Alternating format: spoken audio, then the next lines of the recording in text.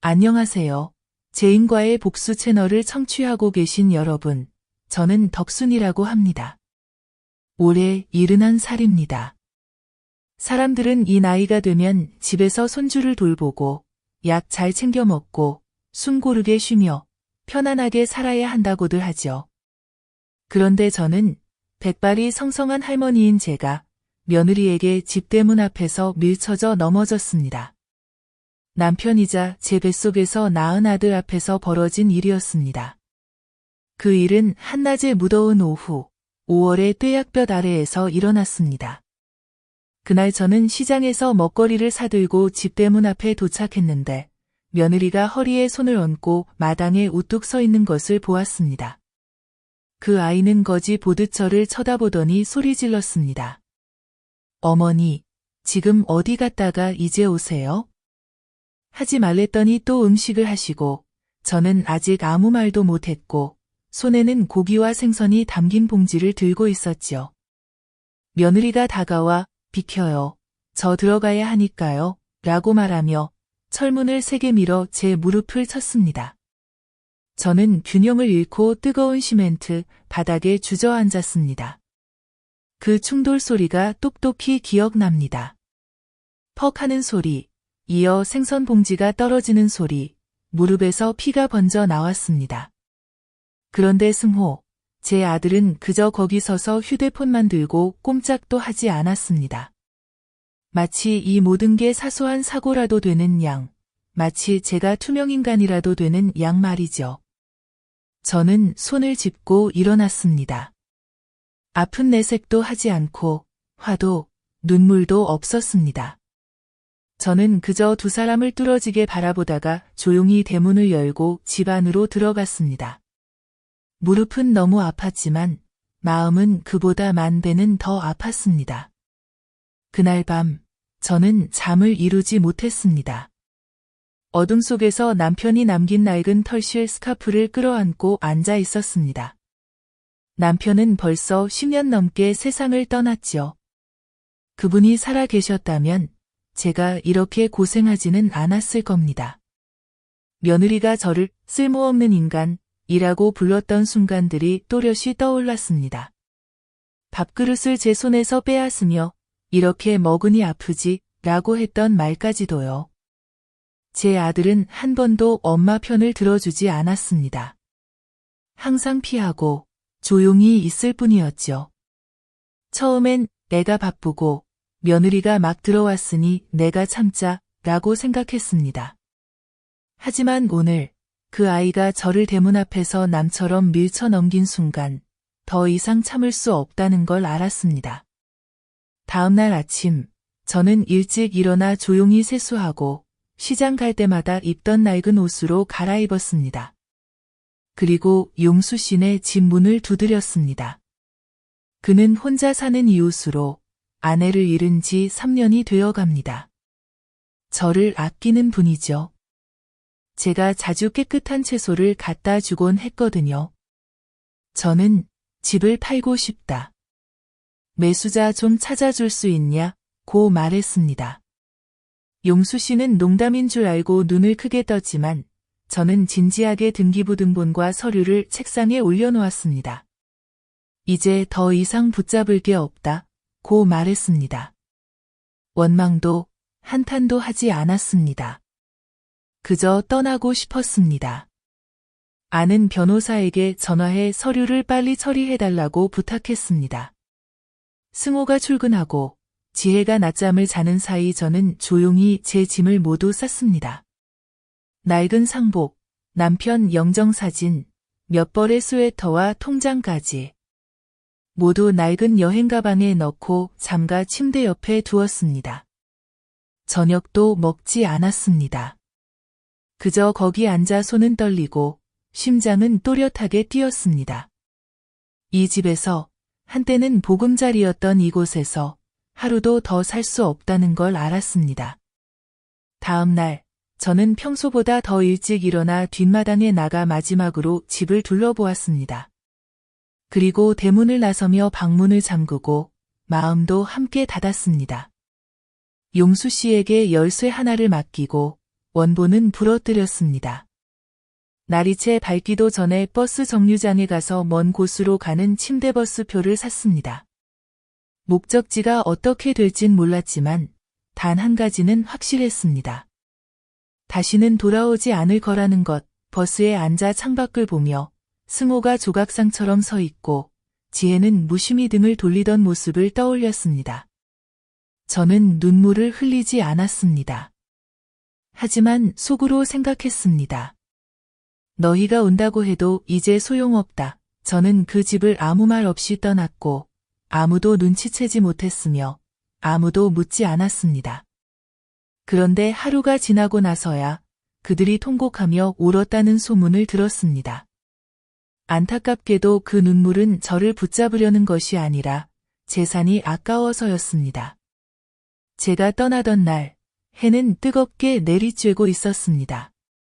저는 뒤돌아보지 않았고 아무에게도 떠나는 모습을 보이지 않았습니다. 저는 바닷가에 있는 작은 읍을 선택했습니다. 고향에서 300km나 떨어진 한 번도 가본 적 없는 곳이었습니다. 그곳엔 순옥이라는 옛 친구가 있었습니다. 유일하게 언제든 모든 걸 버리고 도망치고 싶으면 내게 오라고 말해준 사람이죠. 그땐 농담처럼 들었지만 막상 필요할 때 그 말이 떠올랐습니다. 밤 10시쯤 그곳에 도착했습니다. 순옥은 작은 단층집에서 혼자 살고 있었습니다.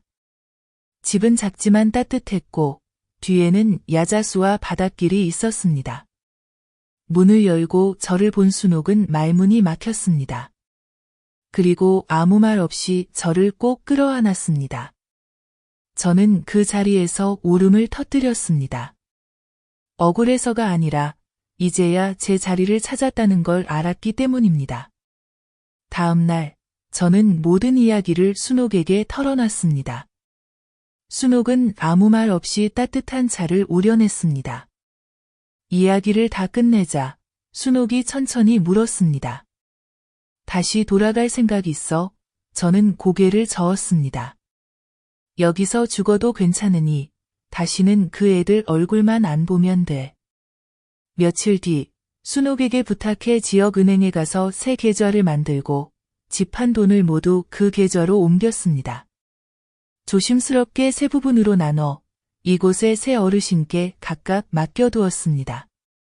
모두 나이 많은 분들이라 세상과는 무관한 분들입니다. 저는 작은 돈으로 순옥 집의 빈 방을 고쳤습니다. 잠깐 머무는 곳이 아니라 진짜로 살 곳이었습니다. 옛날 심카드는 땅에 묻고 승호와 지혜와의 모든 연락을 끊었습니다. 주소도 남기지 않았고 누구에게도 알리지 않았습니다. 지도에서 사라진 듯이 조용히 사라졌습니다.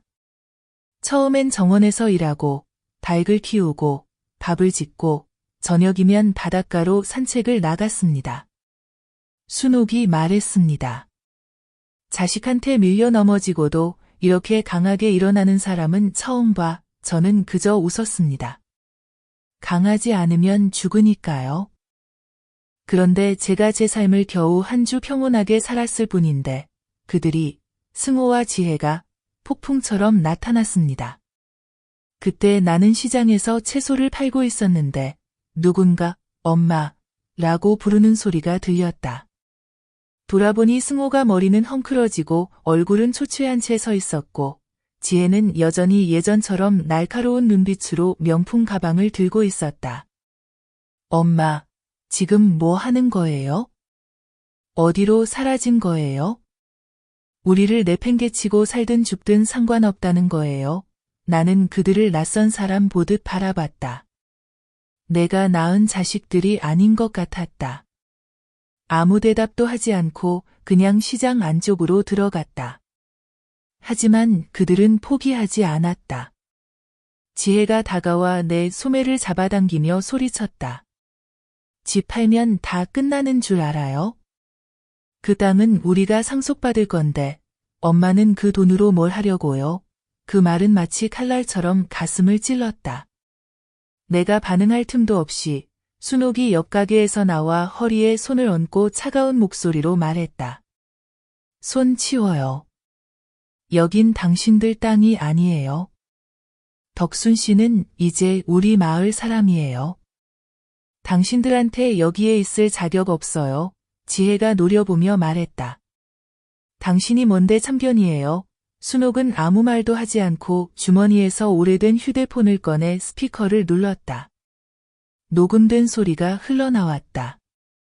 지혜가 시어머니를 욕하고 빨리 죽어버려라 고 소리치던 목소리였다. 시장 사람들이 웅성거리기 시작했고 승호는 얼굴이 하얗게 질려 아내를 끌어당겼다. 나는 그 둘을 바라보며 더 이상 화가 나지 않고 오직 피곤함만이 남아 있었다. 차갑게 말했다. 내가 어디서 살든 뭘 하든 너희랑 상관없어. 돌아가. 사람들이 또 쫓아내게 만들지 말고. 지혜가 다시 달려들려 했지만 승호가 말렸다. 그만 돌아가자.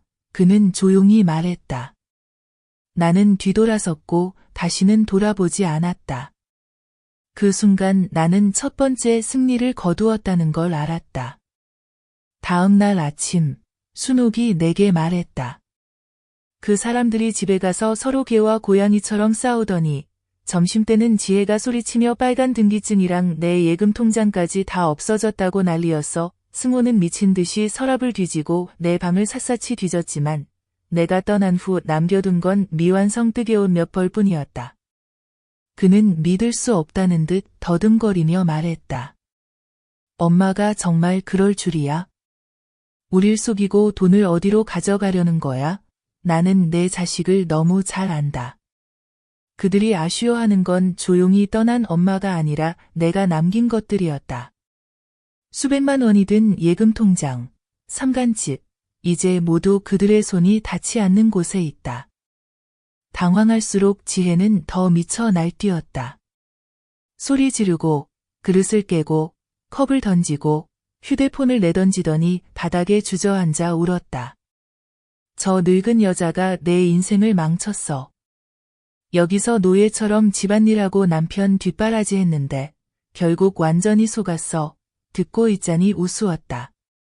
매일 아침 바닥을 닦던 사람은 나였다. 밥을 짓고 빨래하고 아플 때 목욕시켜준 사람도 나였다. 그녀는 누구를 뒷바라지한 적이 없고 오히려 받기만 익숙했다. 승호는 아내와 한바탕 대판 싸운 후 나를 꼭 찾아내겠다고 결심했다. 그는 조용히 여기저기 수소문했지만 나는 아무 흔적도 남기지 않았다. 예전 심카드는 순옥내 마당의 야자수 밑에 묻었고 옛 계좌도 다 해지했다. 주민등록등본, 신분증도 모두 바꿨다. 옛 이웃 용수 아저씨의 몇 마디 소문 외엔 아무 단서도 없었다.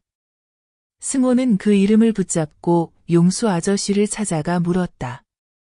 우리 엄마 어디 계세요? 용수 아저씨는 한참을 바라보다 천천히 대답했다. 내 엄마는 멀리 갔다.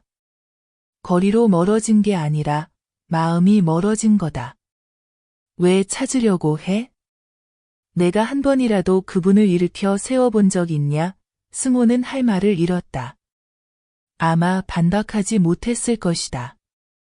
일주일쯤 지나자 지혜는 정신이 이상해지기 시작했다.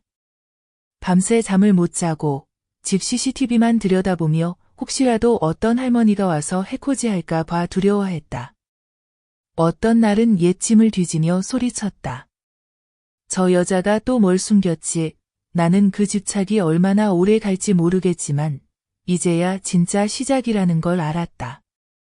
왜냐하면 복수란 남을 자신만큼 아프게 만드는 게 아니라 그들이 버려진 기분이 어떤지 알게 해주는 것이기 때문이다. 어느 날 아침, 마당에서 채소를 다듬고 있는데 순옥이 쪽지 하나를 가져왔다. 마을 사람들이 이걸 전해달래 펼쳐보니 가족 찾기 광고 전단이었다. 그 아래 익숙한 필체, 내 아들의 급하게 휘갈긴 글씨. 덕순 씨의 행방을 아시는 분은 연락 부탁드립니다. 나는 쪽지를 접어 천천히 불을 붙여 부엌 화로에 태웠다. 그 애가 나를 찾는 건 사랑이 아니라 돈 때문이야. 순옥은 아무 말 없이 한숨만 쉬었다. 나는 승호가 여전히 이 근처를 맴돌고 있다는 걸 알고 있었다. 어느 날 밤, 집 근처에 누군가 서서 조용히 집안을 바라보는 그림자를 봤다. 순옥은 경찰을 부르자고 했지만 내가 말렸다. 그냥 두세요. 내가 잘 사는 걸 봐야 더 아플 테니까. 또 다른 밤, 내가 낳은 그 아이는 순옥네 대문 앞에 주저앉아 있었다. 온몸이 더럽고 얼굴은 창백했다. 나는 문을 열지도 욕하지도 않았다. 그저 향 한 자루를 피워 현관 앞에 꽂으며 속삭였다. 이 집 조상들이 자식을 지키지 못했으니 이제 바람에게 맡긴다. 그날 밤 그가 얼마나 거기 있었는지 모르겠다. 아침에 보니 땅에 발자국만 남아 있었고 사람은 사라지고 없었다. 이쯤에서 이야기가 끝난 줄 알았는데 뜻밖에도 파문은 가라앉지 않았다. 며칠 뒤 순옥이 봉투를 들고 허겁지겁 집으로 뛰어왔다. 지혜가 친정에 내려가서 온 동네에 엄마가 금을 들고 도망쳤다고 떠들고 다녀. 나는 침착하게 차를 따라 한 잔 마시며 조용히 말했다. 잘 됐네. 떠들수록 아무도 안 믿지. 순옥은 놀란 표정이었다. 나는 이어 말했다. 사람들은 배신자가 떠드는 걸 제일 무서워해. 이제 그들은 더 깊이 빠져들 거야. 나는 아직 할 일이 많이 남았어. 나는 그들이 아직 멈추지 않았다는 걸 잘 안다. 특히 지혜는 절대 포기하지 않는다. 그 여자는 언제나 내가 걸어다니는 돈주머니라고 생각했다. 하지만 이제 그 돈주머니는 정말로 걸어서 멀리 떠나버렸다.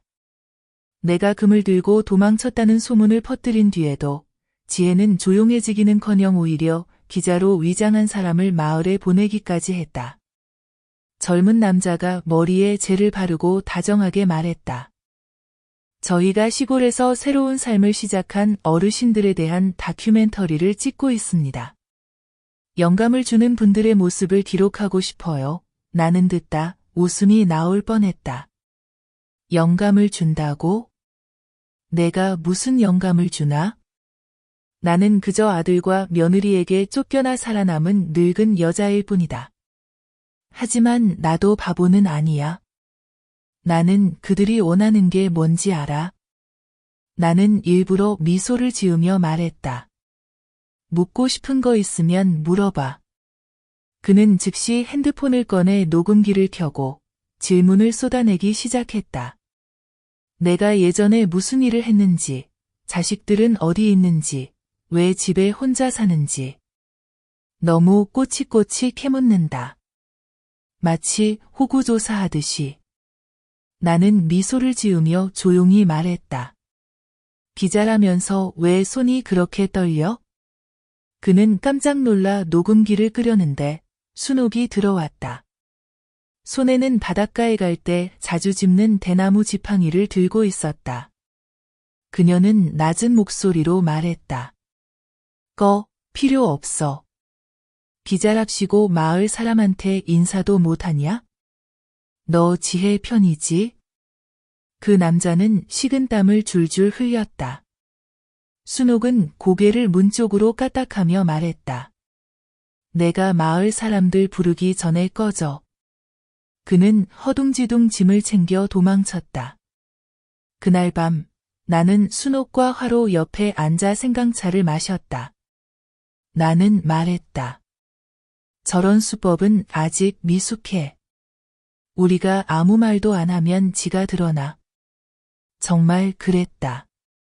사흘 뒤 미숙 시장 근처에서 생선을 파는 사람 이 이상한 녹음 파일을 들고 왔다. 그녀 친구가 동네 카페에서 얻은 거였다. 지혜가 가짜 기자를 만나 결과를 보고하는 자리에서 나온 녹음이었다. 거기서 지혜의 목소리가 날뛰고 있었다. 그 늙은 여자가 뭔가를 숨겨놨어. 아직 누구한테도 안 준 게 분명해. 내가 꼭 밝혀내서 오히려 재산 횡령으로 역고소할 거야. 나는 다 듣고도 화가 나지 않았다.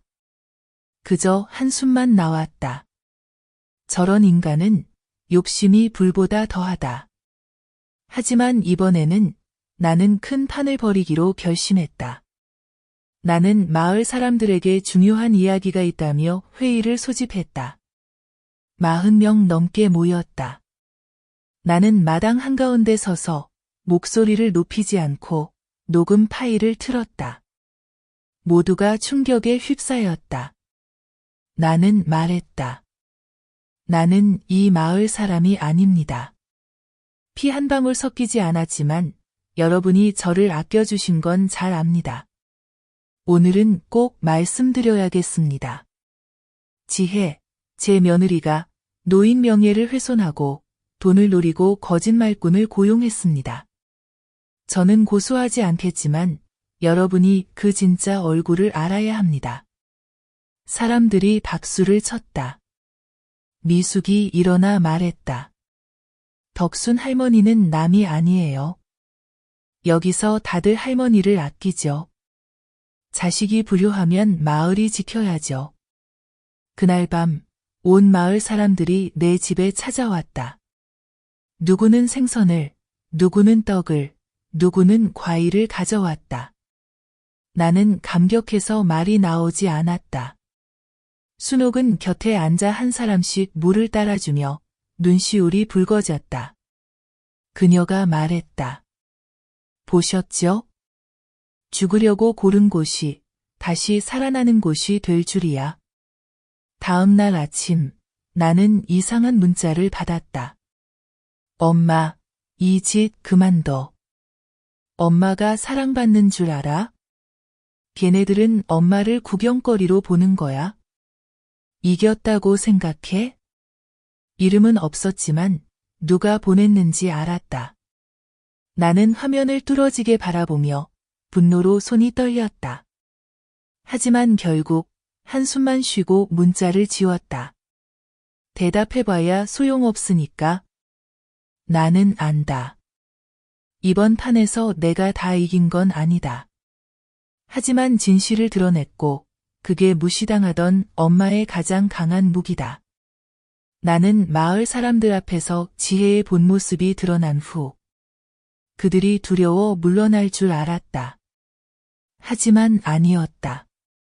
지혜는 원래 앙심을 오래 품는 성격이다. 욕심이 채워지지 않으면 물러서지 않고 수법을 바꾼다. 나는 그들이 무슨 계획을 세우는지 몰랐다. 그러던 어느 날, 아직 동이 트지 않은 새벽, 승호가 내 집 앞에 불쑥 나타났다. 혼자였다. 지혜도 없고 고함도 욕설도 없었다. 작은 여행 가방, 낡은 야구 모자, 그리고 며칠 밤을 새운 듯한 눈. 나는 마당에서 채소를 다듬다 그를 봤다. 심장이 멎는 듯 손이 멈췄다. 하지만 묻지 않았다. 꾸짖지도 않았다. 나는 부엌으로 돌아가 문을 열어두었다. 그는 집에 들어와 곧장 제사상 앞에 무릎을 꿇었다. 향을 피우고 조용히 말했다. 아버지, 저 왔어요. 죄송해요. 나는 뒤에서 눈을 깜빡이지 않았다. 수십 번 꿈꿨던 장면이었지만 막상 현실이 되니 마음이 편치 않았다. 그저 피곤했다. 뼛속까지. 그가 돌아서서 목이 메인 목소리로 말했다. 엄마, 여기 잠깐만 있게 해줘요. 더는 갈 데가 없어요. 나는 조용히 말했다. 부엌에 가서 찬밥에 말아 먹어. 상에 마른 생선 조금 남았어. 찬밥, 마른 생선. 예전에 애들이 집에 안 들어와 혼자 먹던 그 음식 그대로. 이제 내 아들이 거기에 앉아 밥알을 돌처럼 씹고 있다. 눈물이 고였지만 나는 아무 말도 하지 않았다. 순옥이 내게 경계의 눈빛을 보냈다. 정말 괜찮겠어? 받아주면 또 전부 몰려오면 어쩌려고? 나는 고개를 끄덕였다. 아무것도 남지 않았을 때 그 얼굴을 제대로 봐야 해. 첫날, 그는 뒤편 작은 방에서 잤다. 내 침대는 내주지 않았다. 아들이라고 부르지도 않았다. 그냥 승호라고만 불렀다. 동네 아이들도 따라 불렀다. 그는 아무 반응도 요구도 없었다. 내가 시키는 일만 묵묵히 했다. 장작을 패고 흙을 퍼고 텃밭을 돌봤다. 어느 날 밤 그가 혼자 마루에 앉아 하늘을 올려다보고 있었다. 나는 속삭이는 소리를 들었다. 차라리 엄마가 날 낳지 않았으면 덜 고생했을 텐데. 나는 이불 속으로 들어가 심장이 쥐어짜이는 듯했다. 하지만 아직 마음을 풀지 않았다. 말 몇 마디로는 부족했다. 며칠이 지나도 그는 지혜와 연락하지 않았다. 적어도 내 눈에는. 그런데 내가 전혀 예상치 못한 일이 벌어졌다. 지혜에게서 직접 전화가 온 것이다. 순옥이 전화를 받았다. 목소리를 듣자마자 표정이 변해 내게 핸드폰을 건넸다. 네. 누구세요? 엄마. 나 지혜야. 엄마, 나 좀 살려줘. 나는 핸드폰을 떨어뜨릴 뻔했다. 목소리는 공포에 질려 끊어졌다. 나 출혈이야. 지금 병원에 있어. 아무도 없어. 엄마, 나 임신했어. 나는 멍해졌다. 심장이 쿵쾅거렸다. 몇 달 됐어? 4개월 반. 근데 승호 아기인지 모르겠어. 나는 할 말을 잃었다. 핸드폰을 승호에게 건넸다. 그는 듣자마자 얼굴이 하얗게 질렸다. 의자에 털썩 주저앉았다. 얼마 후 그는 멍하니 말했다. 엄마, 나 가야겠어요. 그냥 두고 볼 수 없어요. 나는 그의 어깨에 손을 얹었다. 가. 하지만 지혜를 다시 받아주려 가는 게 아니야. 내가 지금 무엇과 마주하고 있는지 알아야 해서야. 그는 고개를 끄덕이고 여행 가방을 들고 돌아섰다. 나는 그를 바라보며 서 있었다. 내 마음은 더 이상 아프지 않았다. 그저 텅 비었다. 마치 그의 운명을 하늘에 맡긴 것처럼. 순옥이 내 옆에 앉으며 신랄한 목소리로 말했다. 당신은 그 애를 믿어요? 나는 대답했다. 난 믿을 필요 없어. 나는 그 애가 알길 바랄 뿐이야. 흘린 피 한 방울마다 그만한 대가가 있다는 걸. 그리고 내 이야기를 계속하기 전에 잊지 말고 영상을 좋아요, 채널 구독, 알림 설정을 해주세요. 가슴 뭉클하고 깊은 가족 이야기를 제인과의 복수 채널에서 놓치지 마세요. 들어주신 여러분께 감사드립니다. 내 이야기로 돌아가서 3일 후 그가 돌아왔다. 나는 마당에서 옷을 널고 있었는데 무거운 발소리가 들렸다. 돌아보니 그가 서 있었다. 맨손에 얼굴은 하얗게 질려 있었다. 가방도 손가방도 종이 한 장도 없었다. 내가 묻기도 전에 그가 말했다. 내 아이가 아니에요. 그 5글자만으로도 머리에 돌덩이가 떨어진 듯했다. 나는 가만히 서 있었다. 그의 눈은 벌겋게 충혈되어 있었고 입술은 떨렸다. 검사했어요. 결과가 분명해요. 임신은 했지만 제 아이가 아니에요. 나는 침을 삼키며 침착하게 말했다. 그럼 그 여자는 뭐래? 그는 마른 웃음을 지으며 실수였대요. 제가 속이 좁다. 아내를 지키지 못한 비겁자라고 했어요. 그리고 자기가 혼자 키울 테니 아무도 필요 없대요. 나는 안으로 들어가 그에게 물 한 잔을 따라 주었다. 그는 마시지 않았다. 썩은 나무처럼 멍하니 앉아 있었다.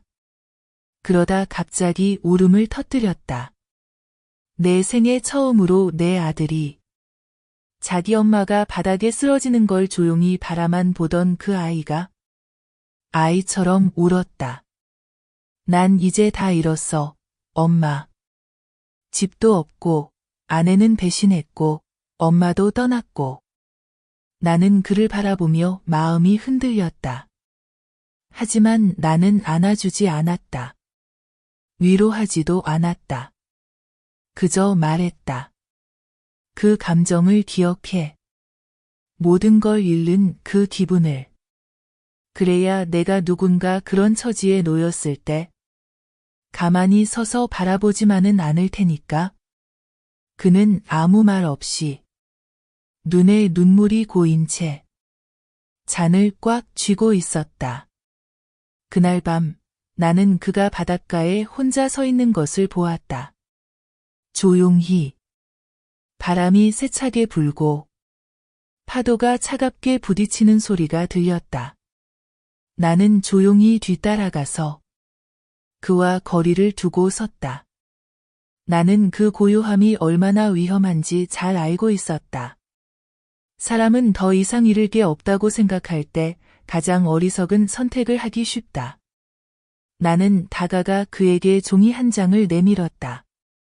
이거 가져가. 여기에 사인해. 그는 놀란 눈으로 나를 바라봤다. 엄마가 나한테 뭘 더 줘? 엄마는 더 이상 잃을 게 없잖아. 나는 단호하게 말했다.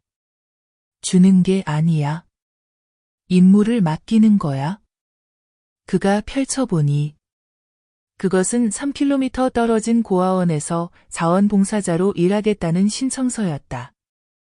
그곳은 가난했고 일손이 절실히 부족했다. 나는 미리 알아두었다. 나는 말했다. 속죄하고 싶으면 다른 아이들에게 친절하게 대하는 것부터 시작해. 내 친자식을 키울 수 없으면 남의 아이부터 사랑하는 걸 배워. 그는 종이를 움켜쥐며 손이 떨렸다. 그러다 고개를 끄덕였다. 다음 날 아침 나는 그와 함께 고아원에 갔다. 원장님은 내 또래쯤 되는 분이었고 이름은 영자였다. 따뜻하게 웃으며 말했다. 뭐가 부족하겠어요? 도와줄 사람이 있으면 정말 고마운 거죠. 나는 그를 남겨두고 더 이상 아무 말도 하지 않았다. 처음 사흘 동안 그는 구석에만 앉아 아무것도 하지 않았다. 아이들은 장난을 쳤고 어떤 아이는 그의 얼굴에 물을 뿌렸다. 하지만 그는 아무 반응도 하지 않았다. 그저 조용히 얼굴을 닦고 다시 자리에 앉았다. 나흘째 되는 날. 민준이라는 이름만 들어도 머리가 아플 것 같은 아이가 갑자기 달려와 그의 다리를 안았다. 아저씨, 저 축구 가르쳐 주세요.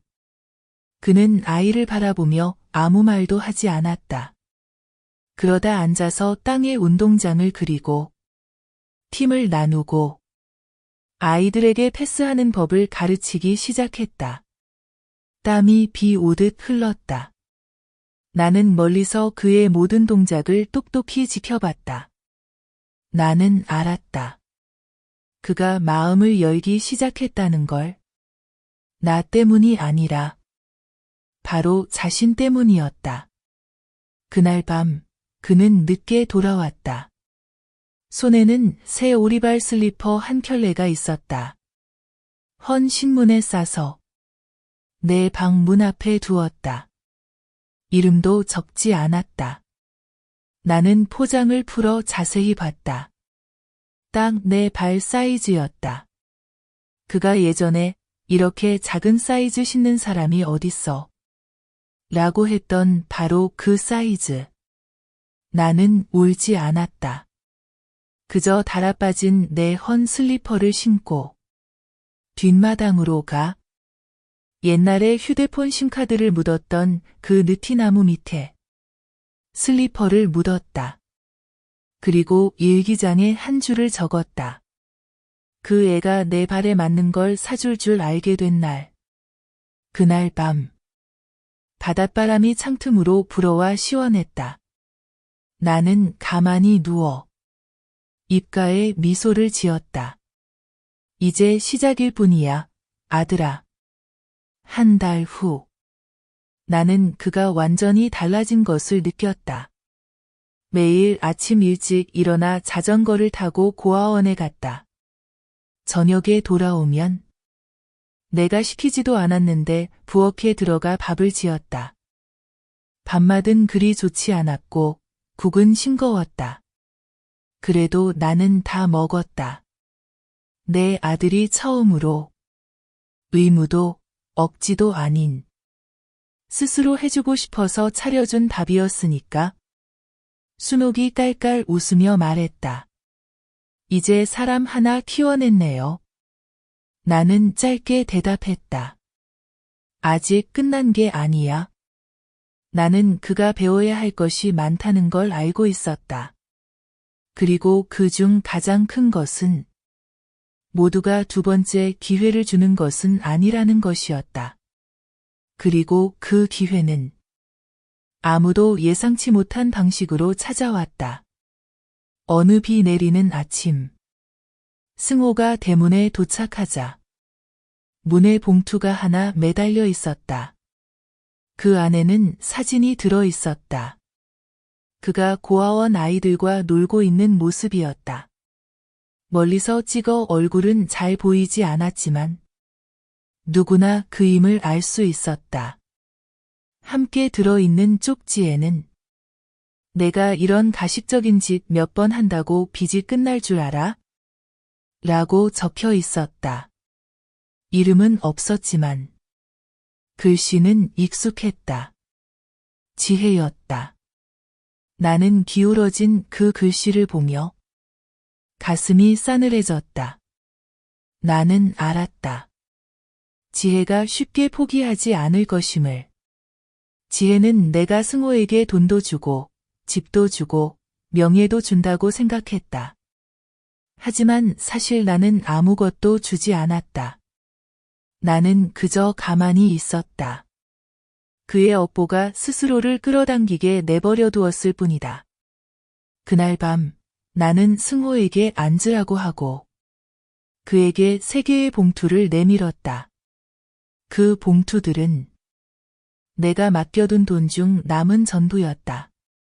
나는 모두 그에게 주었다. 그 돈을 쓰라고 준 게 아니라 그가 결정하게 하려고 준 것이다.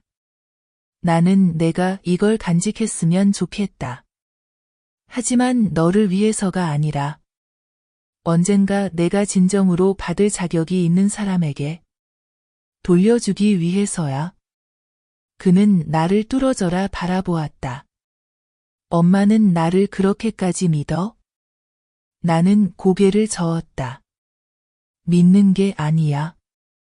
내가 너를 믿지 않을 이유가 충분히 있었다는 걸 내가 알게 하려는 거야. 그날 밤 그는 밤늦게까지 뭔가를 썼다. 나는 묻지 않았다. 하지만 다음날 아침 나는 그가 어린이 보호소에 작은 나무 상자를 가져오는 것을 보았다. 영자 선생님에게 건네주고는 등을 돌려 떠났다. 나는 그를 따라가며 물었다. 뭐야? 그가 대답했다. 돈이에요. 제가 작은 장학기금을 만들었어요. 이름은 우리 엄마가 저에게 착함을 가르쳐 주셨으니까예요. 나는 멈춰 섰다. 바다에서 불어오는 바람에 내 머리카락이 흩날렸다. 나는 울고 싶었지만 울 수 없었다. 울면 마음이 약해져서 용서할까 봐 두려웠다. 아직 용서하고 싶지 않았다. 나는 그가 더 많이 변하는 모습을 보고 싶었다. 일주일 후 보호소에서 종합 발표회가 있었다. 영자 선생님이 나를 초대해 연설을 부탁했다. 나는 소박한 나무 무대에 올라가 아래를 내려다보니 그가 민준이의 손을 잡고 있었다. 두 사람은 소곤소곤 웃고 있었다. 나는 한마디만 하고 무대에서 내려왔다. 제 아이에게 사람답게 사는 법을 가르쳐준 보호소에 감사합니다. 누군가 먼저 박수를 쳤다.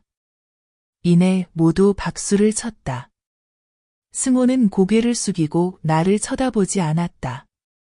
하지만 나는 그가 분명히 들었다는 것을 알았다. 그날 밤 나는 일기를 쓰며 적었다. 태양이 다른 쪽에서 떴다. 더 이상 예측 지붕을 비추지 않지만 그래도 내가 아직 포기하지 않았다는 걸 느낄 만큼은 따뜻하다. 나는 모든 일이 점차 잠잠해진 줄로만 알았다. 뜻밖에도 또 다른 폭풍이 몰려왔다. 이번에는 지혜 때문이 아니라 바로 승호 자신의 과거 때문이었다. 비 내리는 어느 날 오후, 나는 옷을 꿰매고 있는데 누군가 문을 두드렸다. 25쯤 되어 보이는 젊은 여자가 현관에 서서 아기를 안고 있었다. 얼굴은 창백했고 눈은 퉁퉁 부어 있었다. 나는 구걸하러 온 사람인 줄 알고 쌀을 가지러 들어갔다. 하지만 나오기도 전에 그녀가 말을 꺼냈다. 아주머니, 저기, 승호 씨 집에 계세요? 나는 얼어붙었다. 내 눈은 그녀가 안고 있는 아기에게 고정되었다. 저는 가영이에요. 승호 씨의 옛 연인이에요. 나는 나가서 문을 살짝 닫았다. 무슨 일이세요? 가영은 고개를 숙이고 조용히 말했다. 저 아무 의도 없어요. 하지만 더 이상 갈 곳이 없어요. 알고 보니 승호는 지혜와 결혼하기 전에 가영과 인연을 사귀었고 결혼까지 생각했다. 하지만 가영이 임신했다는 사실을 알자 승호는 태도를 바꿨다. 내 아이인지 확실치 않으니 지워. 가영은 지우지 않았다. 그녀는 떠나 남쪽에서 노동자로 살았다. 아기는 여자아이로 이름은 나은이었다. 이제 3살이 넘었지만 선천성 심장병이 있어 급히 수술이 필요했다. 돈도 없고 가족도 남지 않았다. 가영은 위험을 무릅쓰고 고향으로 돌아와 나를 찾아왔다. 나는 그 이야기를 듣고 가슴이 먹먹해졌다. 마침 그때 승호가 보호소에서 돌아와 이 광경을 보고 얼어붙었다. 가영은 그를 바라보며 울지도 원망하지도 않았다. 그저 물었다. 저 기억나요? 그는 돌처럼 서 있었다. 나는 나가서 두 사람 사이를 막았다. 아기를 두고 가세요. 내가 키울게요. 당신은 가세요. 가영은 눈을 크게 뜨고 고개를 저었다. 아니에요. 저는 아이를 버릴 수 없어요. 아주머니께 부탁드려요. 우리 아이 한 번만 도와주세요. 아이를 살려주세요. 승호는 무릎을 꿇고 목이 메인 목소리로 말했다. 엄마, 나 어떻게 해야 할지 모르겠어요. 나는 집으로 들어가 금고를 열고 마지막 남은 2개의 적금 통장 중 하나를 꺼냈다. 책상에 올려놓고 가영에게 밀어주었다. 가져가요. 아이 수술시켜요. 하지만 그 후에는 아이에게 아빠가 누군지 절대 말하지 마요. 가영은 내 손을 꼭 잡고 울음을 터뜨렸다. 아주머니, 저 미워하지 않으세요? 나는 조용히 말했다. 나는 내 아들에게 화가 나요.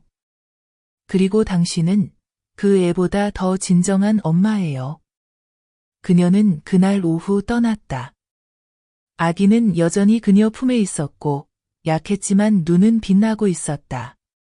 승호는 현관에 주저앉아 머리를 감싸고 조용히 있었다. 나는 방으로 돌아가 일기에 썼다.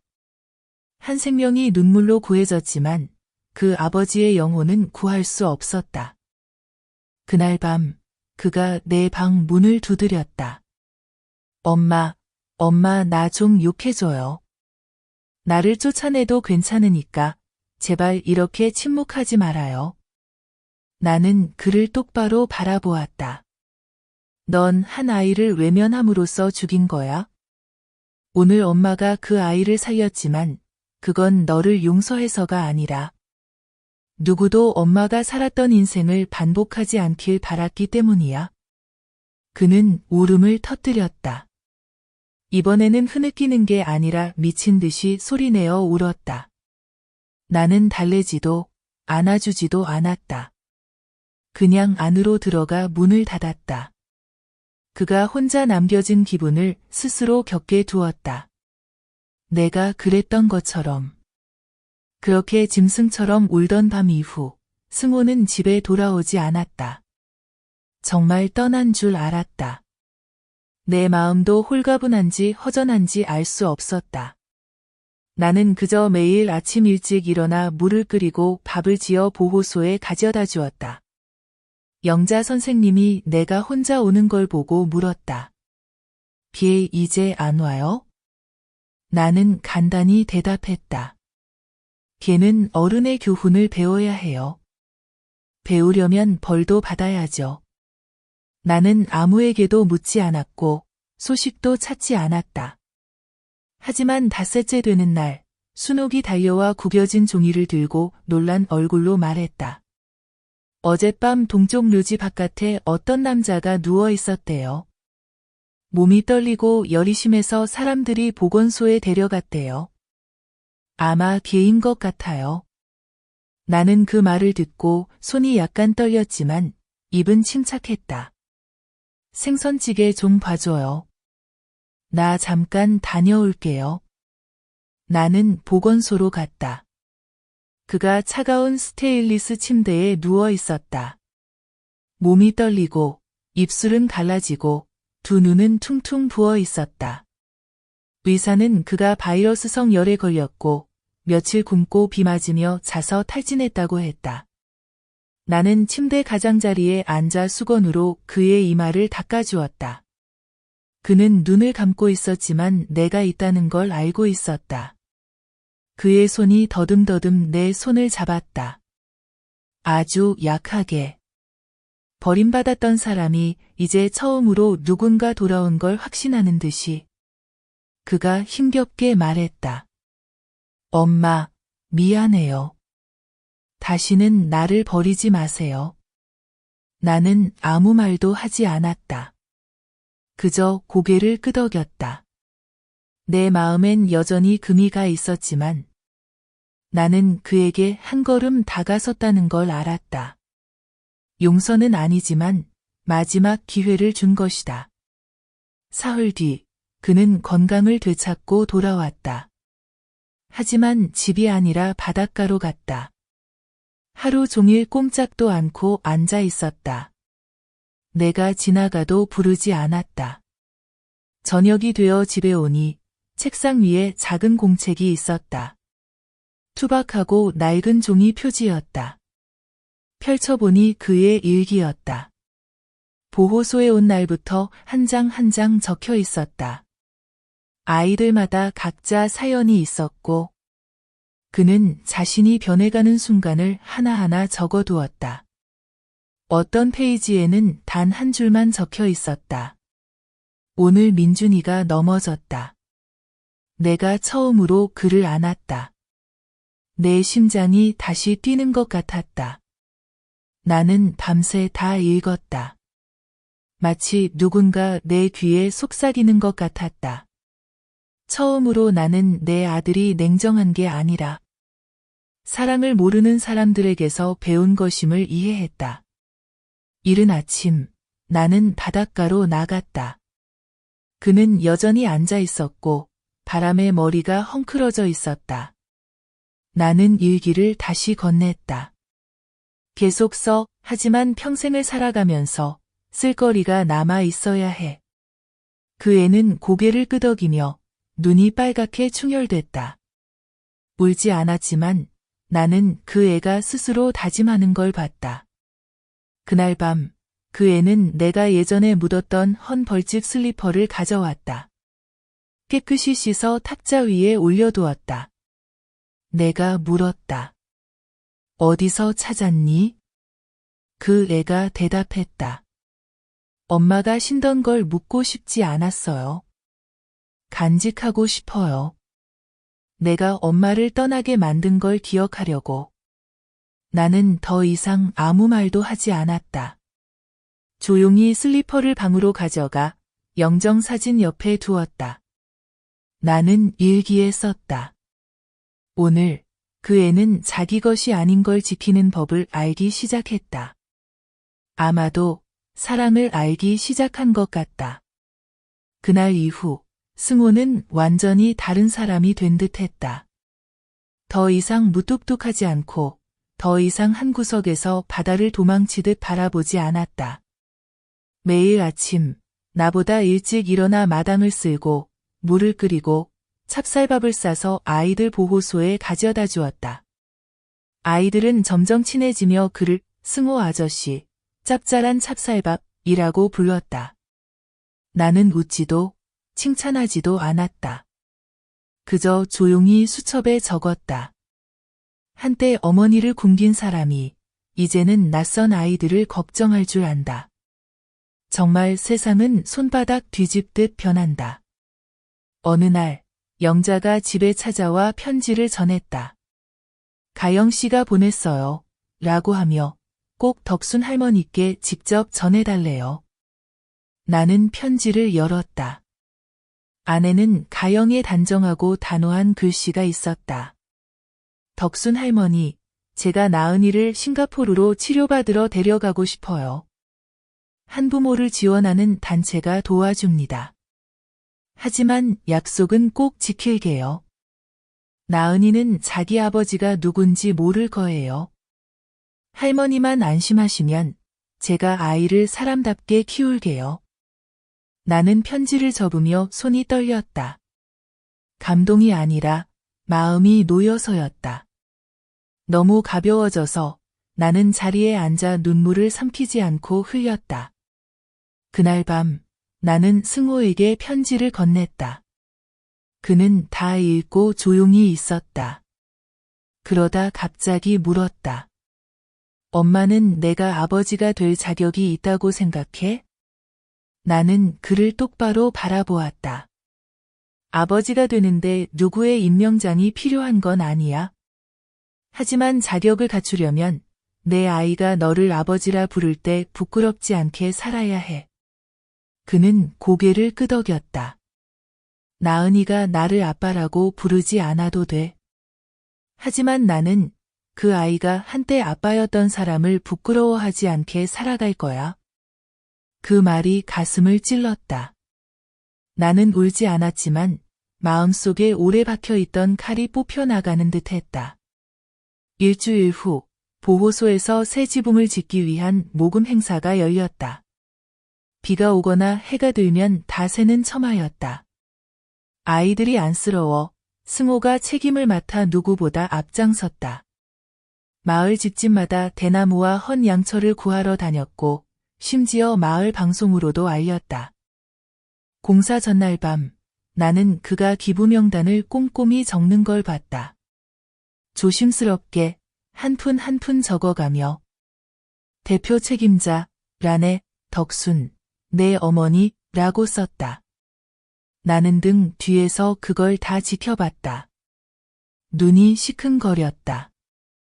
다음 날 아침 착공식은 소박하게 열렸다. 마을 사람들이 많이 모였고 아이들은 환호했다. 승호는 이리저리 뛰어다니며 사소한 일까지 챙겼다. 어느 순간 나는 그가 물통을 들고 땀을 뻘뻘 흘리며 옷에 진흙이 묻은 모습을 봤다. 마을의 한 할머니가 내 곁에서 한숨을 쉬었다. 아드님 참 착하네요. 우리 아들도 저만큼만 해주면 소원이 없겠어요. 나는 대답했다. 예전엔 그렇지 않았어요. 저를 넘어뜨리고 집을 떠나게 만들기도 했죠. 하지만 이제 고개를 숙일 줄 알고 더러운 손도 씻을 줄 아네요. 할머니는 놀라서 물었다. 그런데 어떻게 용서하셨어요? 나는 그를 바라보며 천천히 말했다. 내가 용서한 게 아니에요. 스스로 자기 자신을 용서하게 한 거죠. 그날은 날씨가 참 좋았다. 햇살이 새 양철 지붕에 반짝이며 은빛으로 빛났다. 나는 처마 밑에 앉아 조용히 바라봤다. 몇 달 만에 처음으로 내 마음이 우물물처럼 고요했다. 그날 밤 승호가 돌아와 새 나무젓가락 2벌을 식탁에 올려놓았다. 그가 말했다. 내일은 우리 둘이서만 밥을 먹어요. 자선밥이 아니라 우리 집 밥을요. 나는 젓가락을 바라보며 손이 살짝 떨렸다. 나는 일기에 단 한 줄을 썼다. 오늘 우리 집에 진짜 첫 밥상이 차려졌다. 내 인생은 이쯤이면 충분하다고 생각했다. 잘못을 바로잡을 줄 아는 아들이 있고, 따뜻한 집이 있고, 억지로 먹는 밥이 아닌 식사가 있으니. 하지만 하늘은 아직 나를 쉬게 하지 않았다. 이번에 돌아온 사람은 다름 아닌 지혜였다. 몰래 오지도 변장하지도 않았다. 그저 대낮시장 한복판. 내가 채소를 정리하던 그때 사람들 앞에서 소리쳤다. 덕순 할머니. 대단하시네요. 내 남편을 바닥에 내던지고 그 위에 올라앉으셨네요. 나는 멈춰 섰다. 시장은 순간 고요해졌다. 지혜는 예전과 달리 여위고 피부는 거칠고 눈은 움푹 들어갔다. 하지만 입은 여전히 칼처럼 날카로웠다. 그녀가 다가와 눈을 부라리며 말했다. 내가 모를 줄 알아요? 가영이한테 돈 주고 자선사업 핑계로 집 나가 남자 따라간 죄를 씻으려는 거잖아요. 위선자예요, 당신. 나는 아무 말도 하지 않았다. 변명하지도 않았다. 그러자 미숙이 생선을 파는 여자가 화를 내며 말했다. 입 좀 다물어. 시어머니 내쫓은 거 이 마을 사람 다 알아. 지혜는 돌아서며 욕을 퍼부었다. 이 사람 저 사람 한마디씩 얹으며 시장은 순식간에 아수라장이 됐다. 나는 소리쳤다. 다들 조용히 해. 내가 직접 얘기할 테니. 사람들이 물러났다. 나는 더 이상 화가 나지 않은 눈으로 지혜를 바라봤다. 오직 피로함만 남아 있었다. 나는 물었다. 여기 왜 왔니? 그녀는 이를 악물고 말했다. 내가 가졌어야 할 걸 돌려받으러 왔어. 나는 차갑게 웃었다. 너는 이미 모든 걸 가졌었어. 집도, 남편도, 시어머니도 내 기쁨을 위해 죽을 각오까지 했지. 그런데 내가 스스로 버렸잖아. 이제 뭘 더 돌려달라니? 그녀는 말문이 막혔다. 그래도 크게 소리쳤다. 승호가 아직도 나랑 연락하는 줄 알아? 아직도 날 사랑해. 나랑 다시 시작할 거야. 그때 승호가 시장 한쪽에서 나타났다. 그는 그 자리에 서서 모든 말을 들었다. 표정은 담담했고 눈은 깜빡이지 않았다. 지혜는 그를 보고 목소리가 부드러워졌다. 승호, 나랑 다시 시작하자. 내가 잘못했어. 승호는 지혜를 오래 바라보았다. 그리고 말했다. 내가 잘못한 건 맞아. 하지만 더 무서운 건 내가 어디서 잘못했는지 전혀 모른다는 거야. 지혜는 더듬거리며 말했다. 나한테 그런 말을 해? 승호가 이어서 말했다. 엄마가 넘어졌을 때 넌 지켜만 봤지? 엄마가 집을 떠나던 날, 넌 웃었어. 이제 내가 잘 사는 걸 보니 돌아와서 날 밟고 올라서려는 거야? 지혜는 가방을 꽉 쥐고 소리쳤다. 그래서 이 늙은 여자를 택하겠다는 거야, 나 대신? 나는 채소 다발을 내려놓고 그녀의 눈을 똑바로 바라봤다. 나는 선택받는 사람이 아니야. 나는 그의 엄마야. 평생 내가 이해하지 못할 존재지. 지혜는 울음을 터뜨렸다. 하지만 이번엔 아무도 다가와 위로해주지 않았다. 군중의 변호도, 동정의 시선도 없었다. 오직 나만 그 자리에 서 있었다. 여전히 그 옛날 승호가 업신여기던 엄마의 모습으로. 승호가 다가와 조용히 말했다. 가자. 증오가 내 안에 남은 인간성까지 망치게 두지 마. 지혜는 돌아보지 않고 떠났다. 나는 그 뒷모습을 바라보았다. 화도, 슬픔도 없었다. 오직 한 가지, 끝이라는 감정만 남았다. 그날 밤, 승호는 내게 은행 통장을 내밀었다. 그동안 모아둔 전 재산이었다. 그가 말했다. 엄마, 이거 맡아주세요. 언젠가 지혜처럼 누가 다시 돌아온다면 이 통장으로 그 사람 얼굴에 던져주세요. 내 엄마는 누구에게도 기대지 않고 산다는 걸 보여주세요. 나는 미소 지으며 오랜만에 그의 머리를 쓰다듬었다. 수많은 세월이 흐른 뒤 처음이었다. 나는 일기에 썼다. 나를 아프게 했던 사람이 스스로 고개를 숙여 나를 지키려 할 때 나는 이겼다는 걸 알았다. 다음 날 큰 비가 쏟아졌다. 한 달치 비가 한꺼번에 퍼붓는 듯 했다. 보육원의 새로 씌운 슬레이트 지붕에도 빗물이 처마로 들이쳤다. 승호는 우비를 입고 이른 아침부터 모래주머니를 짊어지고 달려와 벽 구석구석을 막았다. 손발은 진흙투성이었지만 한마디 불평도 없었다. 나는 모자를 쓰고 밥을 들고 밖에서 울타리 너머로 바라보았다. 그는 몸을 낮춰 방수포를 단단히 묶고 뒤돌아 내 시선을 마주쳤다. 말없이 고개만 끄덕였다. 그 고개 끄덕임은 어릴 적 감기에 걸려 집 구석에 웅크렸던 그에게 내가 국을 떠다 주던 그 따스함과 같았다. 저녁이 되자 물이 빠르게 불어났다. 보육원 뒤 도랑이 터져 물살이 거세졌다. 아이들은 2층으로 대피했다. 영자 선생님이 크게 외쳤다.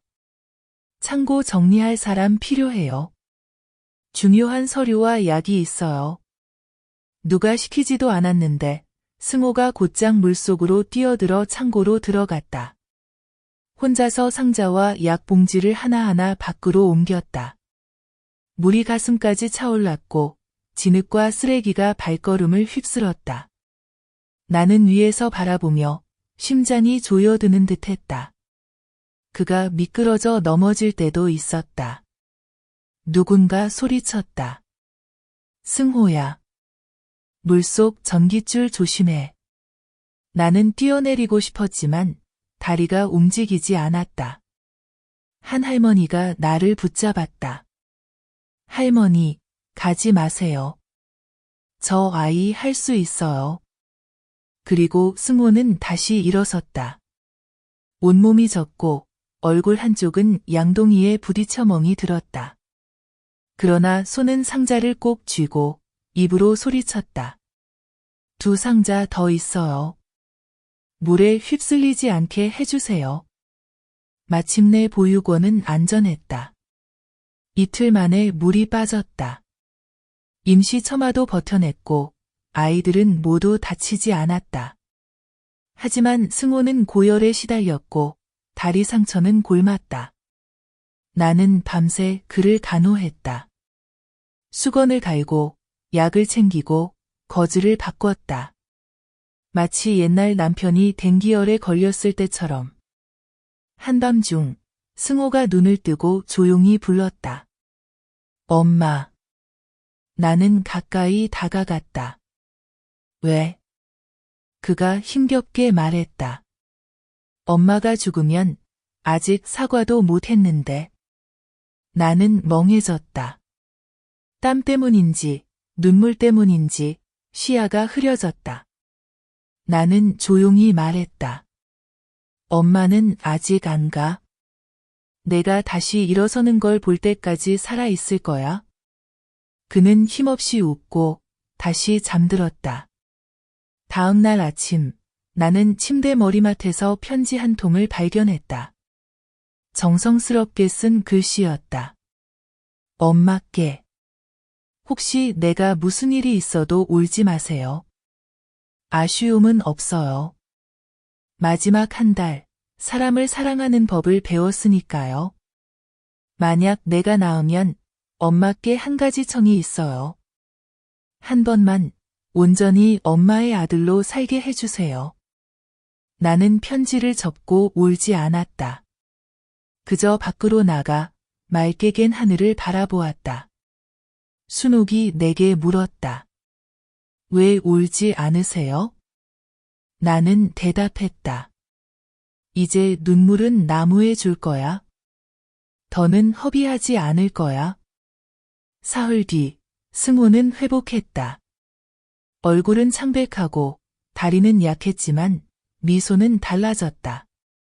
억지로 짓던 미소가 아니라 바닥을 찢고 다시 올라온 사람의 미소였다.